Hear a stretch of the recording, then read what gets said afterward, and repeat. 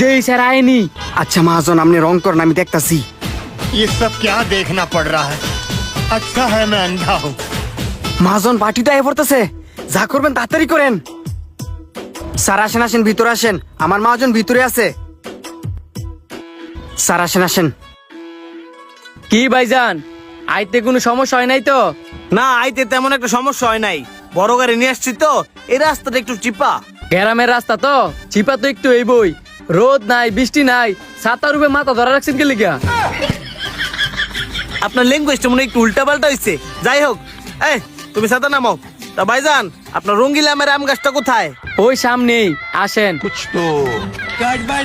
এই হচ্ছে আমার রঙ্গিল গাছের আম। এই গাছের মধ্যে টোটাল 7 রঙের আম আছে। রে ভাই রে ভাই, একটা জিনিস আছে, 7 রঙের আম গাছ। এই আম গাছ তো আমি আমার জীবনের প্রথম দেখতেছি।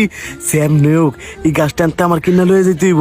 এটার থেকে আমি আরো চারা তৈরি করবো, আরো এই রঙিন আম গাছ তৈরি করবো। স্যার যেম নোক এই গাছ আঙ্গুর কিনে নিতেই দেখছেন 7 রঙের আম। আরে আস্তে কত কও, দিবার লাগে ওইটা আইসি। বুনা লাইলে পরে আবার সমস্যা, দাম বাড়াই দিব। ভাইজান, এই আমের সারাই দিয়ে আম পছন্দ হয়েছে, এখন কেমনে কি? আমের সারা নিবেন?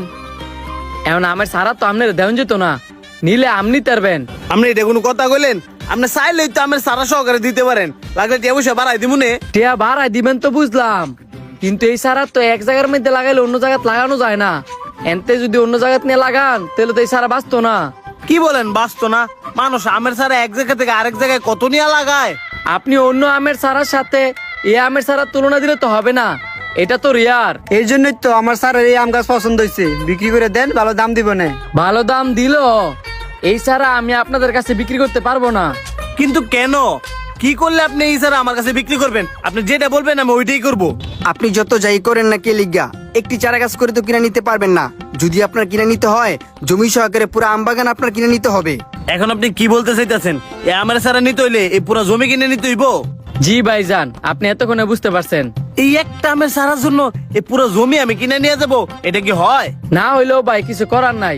আমি তো আপনারে প্রথমেই বলছি, এই আমের সারা যদি অন্য কোথাও লাগাইতে যান তাহলে এই আমের সারা বাঁচতো না, মারা যাইবো। স্যার আম গাছ সহকারে জায়গাটা কিনে নেন, শহরে আমের বীজ নিয়ে পরে জায়গাটা বিক্রি করে দিয়েন। আচ্ছা আচ্ছা, আমি দেখতেছি, তুমি চুপ থাও। এখন এই জমি সহকারে এই আমের চারা আপনাকে কত দিতে হইব বলেন? এখন আপনি জমি সহকারে আমের সারা কিনে নিবেন? অবশ্যই কিনে নিতে চাই। আপনি তো আমার আর বিয়ে না যে আপনার সাথে মস্করা করব। এখন আপনি কত হলে বিক্রি করবেন ওইটা বলে দেন। আপনারা যদি এই জমি নেন তাহলে 30 লক্ষ টাকা দিতে হবে। মাত্র 30 লাখ? আমি তো ভাবছি আপনি এই আমের সারার দামে 30 লাখ বলবেন। কি অন্তর, তুমি না কইলে এই আমের সারা কিনতে নাকি 50 লাখ টাকার উপরে লাগবো, এখন তো পরে জমি দিয়া লাইতেছে 30 লাখ টাকা দিয়া। ভাই আপনি আমার সাথে গাড়িতে আসেন, আমি আপনাকে টাকা বুঝাই দিতেছি, আপনি আমাকে কাগজপত্র বুঝাই দিন। চলেন। আমি তো অনেক কোটিপতি হয়ে যাম করে। স্যার আপনি আমার এই কাম পাইতেছেন, স্যার আমি আপনাকে গাইতেছি।